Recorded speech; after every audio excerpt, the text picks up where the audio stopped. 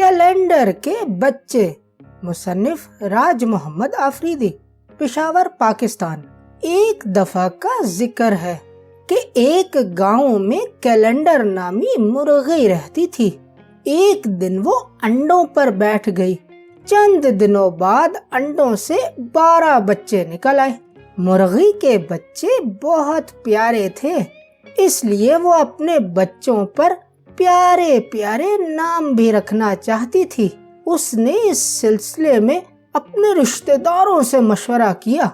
سب نے اپنی طرف سے چیزوں پر مختلف نام رکھے، مثلا چنٹو، بنٹی، شونا وغیرہ، مگر مرغی کو ایسے نام بالکل پسند نہیں آئے۔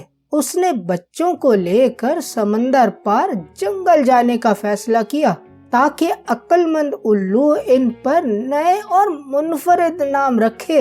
وہ اس مقصد کے لیے چوزوں کو لے کر کشتی میں سوار ہو گئی۔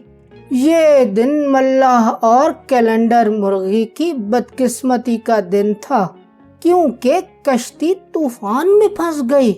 ملاح نے کوشش کر کے سارے چوزوں کی جان بچا لی، مگر اس دوران مرغی کہیں کھو گئی۔ چوزوں کو ماں کے کھونے کا بڑا دکھ ہوا، مگر اب کچھ نہیں کیا جا سکتا تھا۔ ملاح نے بڑی محنت سے چوزوں کو الو تک پہنچا دیا۔ الو نے سب کا استقبال کر کے ان پر مہینوں کے نام رکھ دیے، یعنی جنوری، فروری، مارچ اور اپریل وغیرہ۔ ملاح نے سارے چوزوں کو مرغی کی امانت سمجھ کر کشتی میں دوبارہ بٹھا لیا، مگر واپسی میں وہ پھر سے طوفان میں پھنس گیا۔ اس دوران طوفان اتنا شدید تھا کہ کشتی الٹ گئی اور سارے چوزے ایک دوسرے سے بچھڑ گئے۔ ملاح کسی طرح ساحل پر پہنچا تو اس نے وہاں چوزوں کی ماں کو دیکھا، جس نے اسے دیکھتے ہی چلا کر کہا، کہاں ہیں میرے بچے؟ ملاح نے اسے سارا واقعہ کہہ سنایا۔ الو نے تمہارے کہنے کے مطابق سارے چوزوں پر پیارے پیارے نام رکھ دیے تھے۔ سارے چوزے نئے نام پا کر بہت خوش تھے۔ وہ سب طوفان میں بھی خوشی سے اچھل رہے تھے، اس لیے سارے چوزے گم ہو گئے۔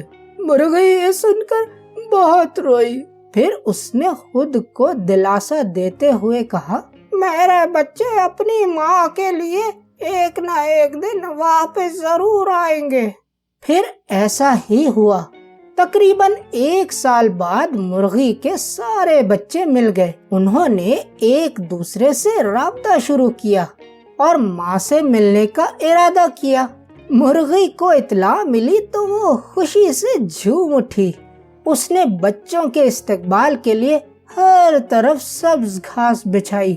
سب سے پہلے سفید چمکتے کوٹ میں ملبوس جنوری آیا۔ جنوری کے ہاتھ کانپ رہے تھے، کیونکہ اس نے دونوں ہاتھوں سے ٹھنڈی ہوا کو پکڑا ہوا تھا۔ چند روز بعد فروری آیا۔ اس کے ایک ہاتھ میں برف اور دوسرے ہاتھ میں ماں اور بھائیوں کے لیے 1 درجن سے زیادہ سرخ پھولوں کا تحفہ تھا۔ پھول دیکھ کر وہاں کھڑے درخت بھی خوش ہوئے۔ مارچ موسم بہار اور ہلکی بارش کا وعدہ لے کر رقص کرتا ہوا آیا۔ اسی طرح اپریل اپنے ساتھ مہکی ہوائیں اور پھولوں کے تازہ گلدستے لے کر پہنچا۔ مرغی باری باری اپنے بچوں کو آتا دیکھ کر بہت خوش ہوئی۔ اس نے جنوری اور فروری کو گلے لگایا تو اسے سردی کی وجہ سے زکام ہو گیا۔ مارچ اور اپریل کو ماں کے زکام کا علم ہوا تو انہوں نے مئی اور جون کو بھی خبردار کیا۔ مئی اور جون اپنے ساتھ خوشگوار موسم اور تھوڑی گرم ہوا لے کر آئے، مگر اس سے بھی مرغی کی طبیعت بحال نہ ہوئی۔ یہ سن کر جولائی اور اگست مل کر گرم ترین ہوائیں ساتھ لے آئے، جس سے مرغی یکدم ٹھیک ہو گئی۔ مرغی اپنے بچوں کے ہمراہ فروری اور اپریل کے لائے ہوئے پھولوں سے کھیلنے لگی۔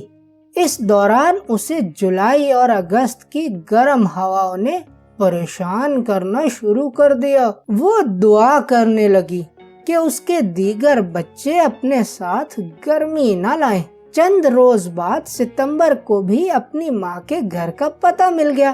جب ستمبر آیا اس وقت مرغی بچوں کے لائے ہوئے پھولوں کے ساتھ مصروف تھی۔ اس کے ساتھ دیگر بچے بھی تھے، اس لیے کسی نے ستمبر کا استقبال نہ کیا۔ اسے سخت غصہ آیا۔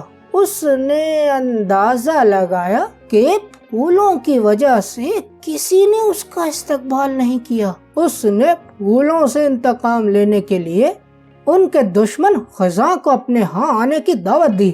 سارے پھول خزاں کو دیکھ کر مرجھا گئے۔ پھولوں کی ایسی حالت دیکھ کر درختوں نے بھی احتجاج کے طور پر اپنے پتے گرا دیے۔ اکتوبر کو جب اطلاع ملی کہ اس کی ماں گرمی سے پریشان ہونے لگی ہے تو وہ اپنے ساتھ خوشگوار موسم لایا۔ نومبر اور دسمبر نے بھی اپنی ماں کو گرمی سے چھٹکارا دلانے کے لیے اور اپنی اہمیت بتانے کے لیے ٹھنڈی ہواؤں کا سہارا لیا۔ ایک دن مرغی نے سارے بچوں کو اپنے کمرے میں بلایا۔ وہ ان سب کو ایک ساتھ دیکھ کر بہت خوش ہوئی۔ اس نے کیمرہ مین کو بلا کر سارے بچوں کی ایک ساتھ تصویر لی اور اسے دیوار پر لگا دی۔ تصویر کے نیچے مرغی نے لکھوا دیا، کیلنڈر کے بچے۔